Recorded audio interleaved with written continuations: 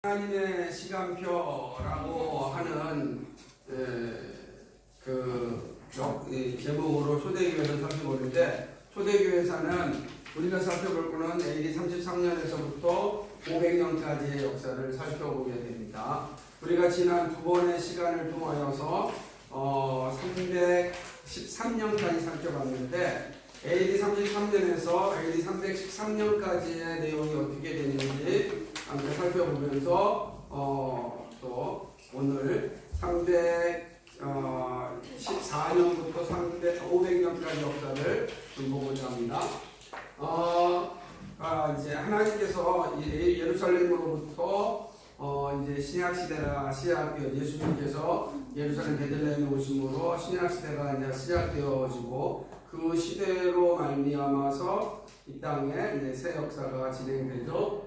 주 33년에 우리가 살을 때 예수님께서 죽으시고 부활하시고 오순절 성령 강림의 사건과 스데반 집사의 순교가 이루어집니다. 그리고 여기 우리가 그런 예수님의 그 무덤, 현재 이스라엘에 남아 있는 무덤에 대한 모습을 보여줬죠. 주 34년에 바울이 다메섹에서 회심을 하게 되죠. 다메섹은 지금의 시리아, 다메스커스라고 지금 엄청나게 내전이 일어나고 있는 그 지역을 의미하는 겁니다. 아마 사도 바울은 최초의 그 선교사라고 할 수 있습니다. 그래서 예루살렘을 통하여서 안디옥을 통하여서 그리고 소아시아를 거쳐서 그리스를 지나서 로마로 가셔서 거기에서 이제 순교를 당하시게 되죠. 이 길이 이제 시리아로 넘어가는 골방공원 길이라고 했습니다. 그리고 사도 야고보가 헤롯에 의하여서 순교를 당합니다. 이렇게 보면은 초대교회는 복음을 세우기 위하여서 사도들이 순교를 당하고 있는 그런 모습을 보여주고 있습니다. 주 46년 이제 바울의 선교가 시작되어지게 되는 겁니다. 여기는 바울이 마지막에 이제 로마로 가기 전에 잡혔던 가이사랴에 있는 감옥이죠. 이게 지중해 바다인데 지중해 바다를 건너서 로마로 가게 되죠. 49년경, 정확한 연수를 모르겠지만 그쯤 될 거다라고 하는 거 아니겠습니까? 49년경 예루살렘 공회가 열리게 됩니다. 이거는 사도행전 15장에 기록되어 있는 사도행전 공회죠. 이 공회를 통하여서 유대인 그리스도인과 이방인 그리스도인이 어떻게 신앙생활을 해야 될 것인지를 결정하는 회가 됩니다. 이제 이 예루살렘에 있는 황금도, 지금은 이슬람 성전이 되어 있죠.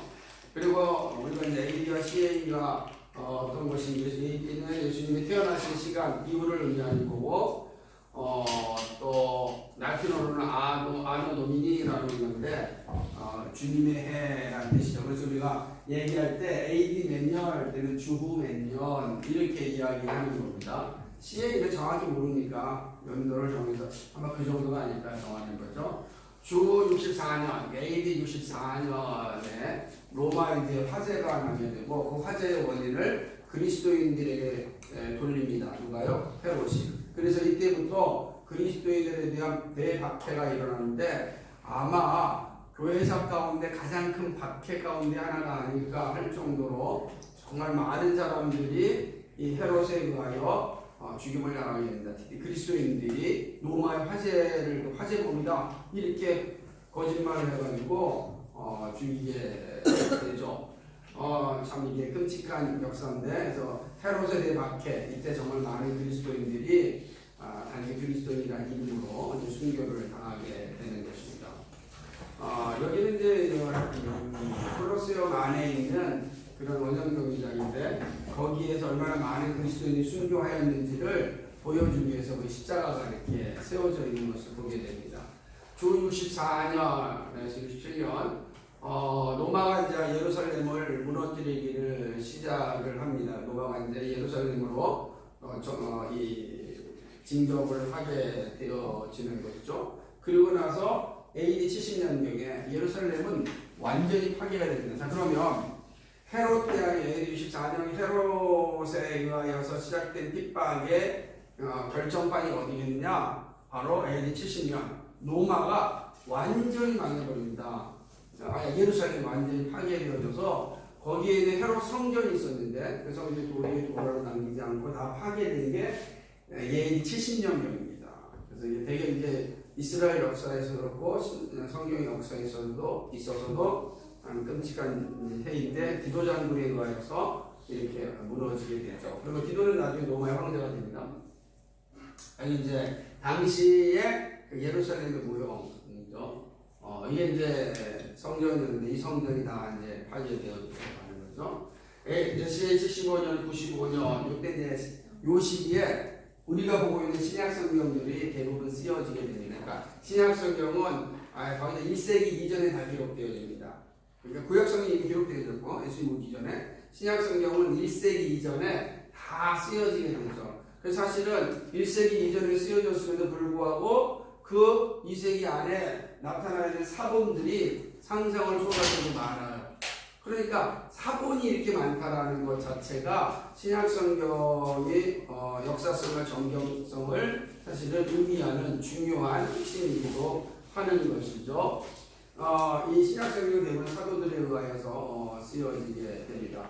물론 이제 누가라고 하는 특별한 의사의 역사가를 통해서 누가복음이 쓰여지게 되기도 합니다. 주 79년경에 이제 로마의 길, 그러니까 로마가 이제 전 세계를 흩은 아피아가도라서 모든 길은 로마로 통한다라고 하는 아피아가도를 건설하기 이제 시작을 하게 되죠. 왜 이 아피아가도가 우리에게 중요하냐면 바울은 이 아피아가도를 통하여서 복음을 전하게 되었고 복음이 이 아피아가도를 통하여서 전 세계, 전 유럽으로 퍼지게 되었기 때문에 이 아피아가도는 매우 중요한 그런 길이다라고 하는 거죠. 지금도 저 아피아가도가 남아있다라는 거니까 얼마나 당시에 이 사람들이 교통정책이나 도로정책이나 이런 게 철저했는지를 보여주는 그런 장면이죠. AD 81년과 96년에는 이제 도미티안 황제의 박해가 일어나는데 아마 이제 로마가 그 기독교를 박해할 때 그 박해는 10대 박해라 그래요. 그러니까 10명의 황제를 통하여서 박해가 이루어졌는데 문제는 뭐냐면은 그 가운데 가장 강력한 박해가 어디겠는가 할 때 아까 헤롯 때의 박해, 그 다음에 두 번째가 이 도미티안 황제 때의 박해가 아닐까. 이 도미티안 황제는 자신을 신이라고 여겼고 자신을 숭배하지 않는 사람들은 전부 다 참수형시켰던 그런 박해가 일어나게 된 거죠. 그래서 자신이 세우는 거리마다 뭘 세웠냐면은 자기 신전, 자기를 섬기는 신전을 세웠다라고 하는 거죠. 이게 이제 에베소 거리 들어가는 입구에 있는 그러한 그 도미티안 황제의 신전이에요. 그래서 도시 입구에 신전을 세워놨다고 하죠. 그렇게 된다고 하는 거죠. 예. 그리고 이제 90년경에 사도 요한이 반모섬에 유배를 당하게 된다. 반모섬은 이제 터키와 그리스 사이에 있는 건데 터키가 훨씬 가깝지만 그리스형으로 된 반모섬으로 가야 됩니다. 이 반모섬 이것이 이제 사도 요한이 여기에서 마지막 요한계시록을 썼던 성경 동물, 계시록 동물입니다. 찾아보면 이제 그리고 주 98년에서 117년까지죠. 이때는 이제 로마 황제들의 박해, 아까 얘기했던 그 로마 황제 시대 박해가 쭉 지연되어지게 보게 되어집니다. 아마 엄청난 거죠. 이때의 박해를 통해서 많은 그리스도인들이 연계됩니다. 이제 두 번째로는 주 100년에서 314년까지의 내용을 살펴보게 되는데 주 100년에서 199년 이게 아까 얘기했던 이게 314년입니다. 예, 100년에서 109년은 사도 바울 이후의 시대라 이렇게 할 수가 있어요. 그러니까 사도 바울이 복음을 전한 이후, 말씀을 다 증거한 이후의 시대, 사도 바울이 순교한 이후에 그런 이제 교부들의 시대라고 할 수가 있는 것입니다. 그래서 이 시대는 이제 한 번은 꺼지네요. 이걸 눌러야 되는데 밑에 걸 눌렀거든요.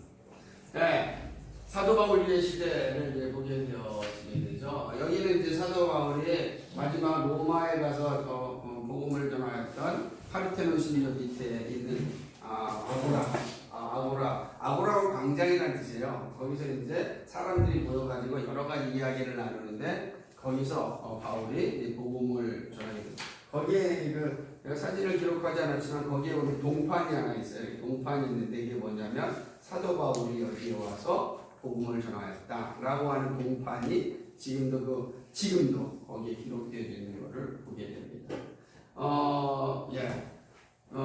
이제 바울이 방문했던 도시뿐만 아니라 이집트와 북아프리카 해안을 비롯한 거의 모든 도시에 교회가 세워지죠. 그것도 아피아 바도를 통하여서 모든 도시에 이제 복음이 증거되어지고 교회가 세워지는 역사가 이제 100년부터 시작되어지게 됩니다. 대단한 거예요. 사도 바울이 복음을 전하였던 그 시작이 오늘 우리까지 왔다라고 보면 돼요. 왜냐하면 우리한테 오는 복음이 어떻게 시작됐어요? 저기 스코틀랜드에 있는 토마스 선교사님, 그 전에는 기슐라프 선교사님이 우리나라에 왔잖아요. 그 유럽 사람이잖아요. 그들의 복음이 어떻게 전해졌어요? 사도 바울이 와서 전해졌기 때문에 그렇게 본다면 사도 바울의 복음이 사실은 로마로 와서 복음을 증거하고 선교했던 게 오늘 우리까지 왔다라고 할 수 있을 정도로 대단한 모습이죠. 그러나 여전히 이제 이때도 교회가 세워지기는 이 시기도 사실은 끊임없이 순교자가 나오기 시작을 하죠. 안동의 순교자 이그나티우스. 이 이그나티우스는 사도 요한의 제자이고 그의 제자에는 누구냐면 서머나 교회 폴리가 있죠. 예수님께서 나를 86년 동안 배신하지 않았는데 내가 어떻게 예수님을 배신할 수 있겠는가 하는 사자마울이 되었던 그 폴리갑의 선생이 바로 이그나티우스다라고 할 수가 있는 거죠. 자, 여기 보게 되면 이제 주 139년부터 160일 전까지는 이 안티우니스 피우스 황제 통치 아래서 또 엄청난 박해가 일어나게 됩니다. 주 144년경은 이때 이제 서서히 교회에 다른 이단들이 들어오기 시작하는데 말시온이라는 사람이 그동안의 사도들이나 그리고 교부들이 가르쳤던 것에 대한 의심을 품게 되는 거죠. 의심을 품으면서 정말 맞아 라고 이야기하면서 자신들이 새로운 가르침을 하게 되는데 그게 이제 처음에 구약 성경을 거절합니다. 나중에 살펴보겠지만 말시온은 구약의 하나님은 너무 악한 전쟁의 하나님이다.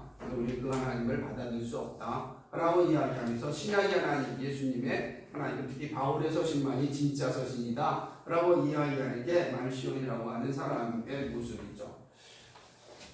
그리고 이제 주 155년에 우리가 알았던 아까 사도 요한의 이그나티우스 제자 서머나의 감독이었던 폴리갑이 순교를 하게 됩니다. 그리고 또 유스티니스가 순교하게 되죠. 이게 좀 수정한 겁니다. 그리고 이제 이 180년경에 사도신경이 이제 작성되기 시작하죠. 사도신경이라고 하는 것은 나중에 살펴보겠지만은 사도들이 작성한 건 아니에요.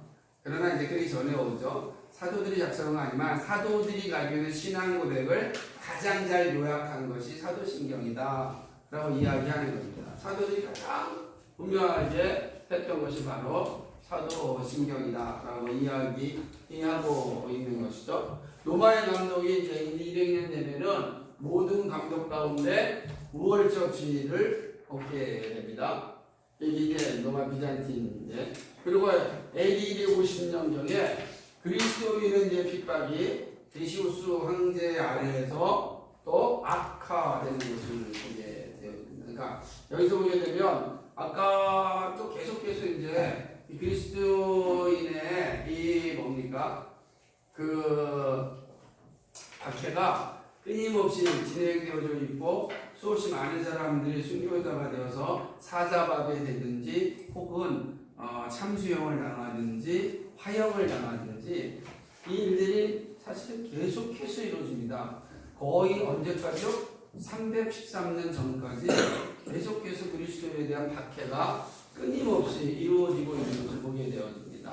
그래서 AD 258년에 보면은 키프리안이라고 하는 잘 들어야 돼요. 키프리안이라고 하는 그 감독이 또 순교를 합니다. 키프리안은 우리가 교회는 어머니다 라고 하는 것을 가르쳐 주었던 그런 분이죠. AD 284년에 디오클레티안 황제 때 엄청난 그 박해가 일어나게 되고, 이때 이제 우리가 알다시피 교회에 있는 모든 책들 전부 다 불살라 없어지는 상황이 주어지게 되는 것이죠. 이 문제는 뭐냐면 디오클레티안 황제가 제국을 이제 동서로 나누게 되죠. 뭐죠? 동로마, 서로마가 나거든요. 세계사를 보게 되면은 동로마, 서로마가 나누어지게 되죠. 이 제국의 분할은 결국은 뭐가 되냐면 교회 분할과도 같은 그러한 시작점이 되기도 하죠. 그러고 나서 이제 313년에 드디어 이게 되게 중요한 거니까 기억을 해야 돼. 몇 년? 313년?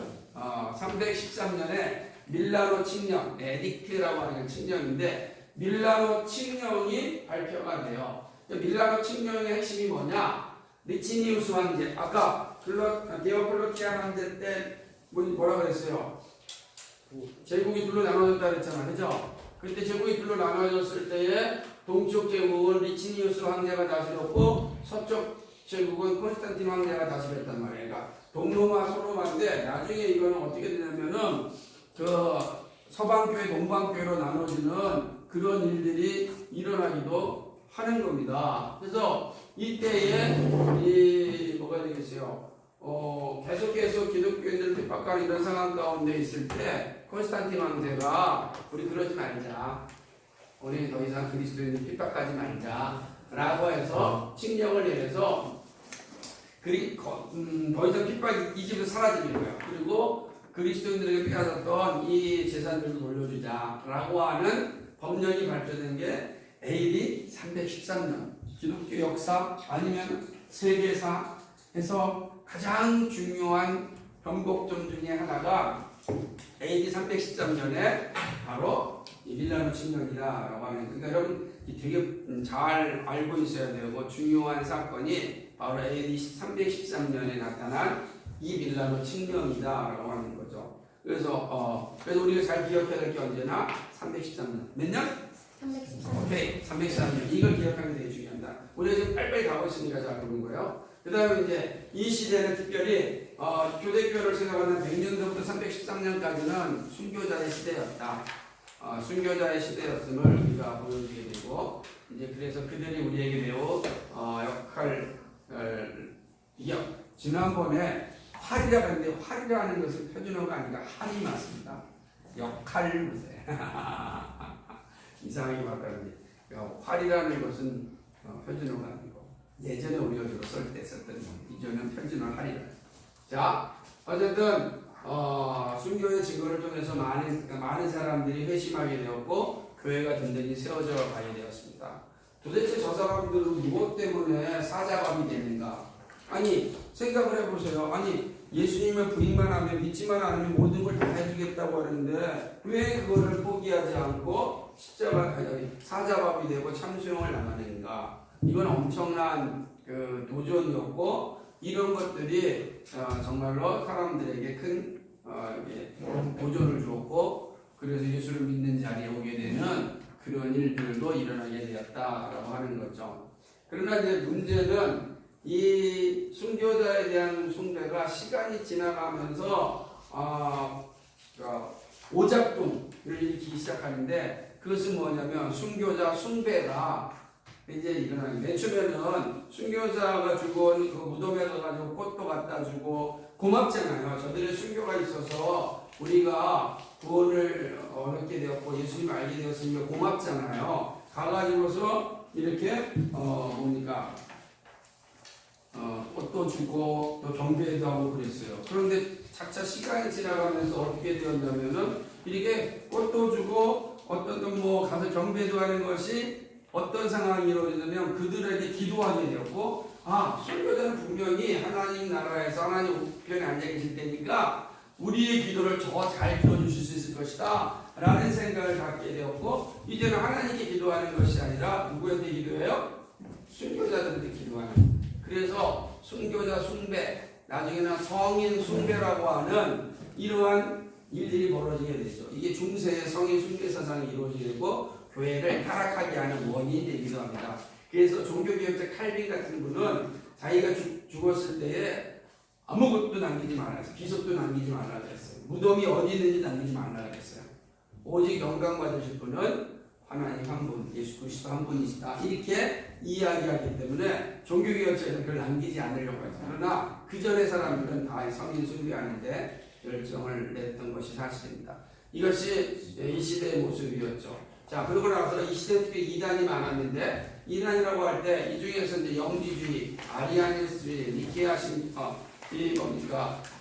아리우스주의, 그리고 영지주의 살펴봤는데, 영지주의라고 하는 거 우리가 보았던 것처럼 예수님께서 하나님이 아니시고 특별한 선생님 뿐이다. 아리수주의, 예수님은 하나님이 아니고 특별한 존재로 창조되었다. 그래서 성자의 성부 종속설이라고 하는 그런 의미를 만들어냈던, 그래서 325년에 이단으로 정지하게 되죠. 니키아 신경에서는 아리우스가 가르쳤던 게 잘못했음을 분명히 선언합니다. 그리고 예수 그리스도와 그리고 하나님, 성부 하나님과 성자 하나님은 동일하신, 동일 본질을 가지신 분이시다 라는 것을 선언하는 게 325년에 니키아 공의회가 되는 거죠. 그 다음에 이제 아주 강력한 이 이단 중에 하나가 마리시온주의입니다. 마리시온주는 그분이 이제 두 분의 하나님을 믿는 거예요. 구약의 하나님과 신약의 하나님, 두 사람의 하나님을 믿는 그런 이단이었고, 마니교, 특별히 마니교는 뭐냐면 하나님이 창세 전에 악한 신과 선한 신이 있다. 근데 악한 신과 선한 신이 싸우다가 하나님의 전능성을 잃어버렸다. 그래가지고 어떻게 되어버렸는가? 더 이상 이 하나님의 전능성을 찾지 못하니까 이 마니는 어떻게 됐냐면, 그런데 우리 몸에는 두 가지가 다 있는데 육신이 약한 거라고 한다면 우리 안에는 선이라고 하는 빛이 있다. 근데 이 빛을 이 악이라는 것에서 자유롭게 하려면 어떻게 해야 되겠는가?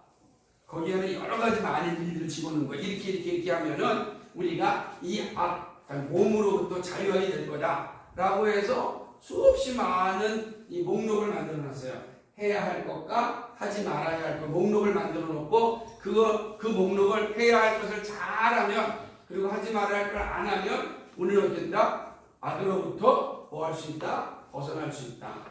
빛의 사람이 될 수 있다 라고 가르친 거죠.